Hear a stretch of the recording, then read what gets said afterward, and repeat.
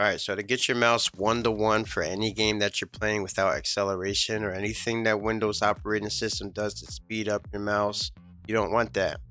So to begin, you want to go to 7, you want to go to 7-zip, you want to download 7-zip.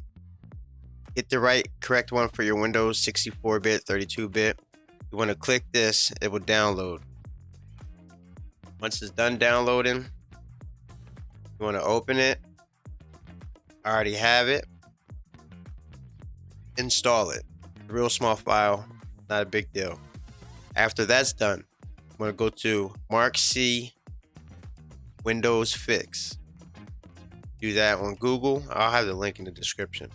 You open that up. Then you want to use this link right here, Windows 10. It downloads. When it's done downloading, you open the location. Right click. Now you have 7-zip. If you already have WinRAR or anything like that to extract files, you don't need the 7-zip. This is just in case you don't have anything to extract the file. And you extract the files. Once you're done extracting the file, it will be right here. You want to open that up. You want to go to Windows 10 fixes. If you're on Windows 10, it's only Windows 10 and below. So you have 7, 8, and Vista. So I'm on Windows 10, so I'm going to open up Windows 10. Now, before you click anything, make sure that you know what scaling you're on from the desktop. So you go to desktop, right click, go to display settings.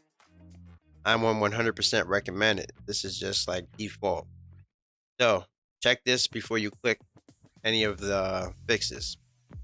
So on scale 100, then there's 125, 150, etc. Click on 100, hit run, hit yes, hit OK.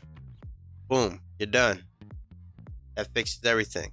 Also, you can go into mouse settings, hit additional mouse options, go to pointer options, put this on 6 or whatever feels good, but make sure all your boxes are unchecked.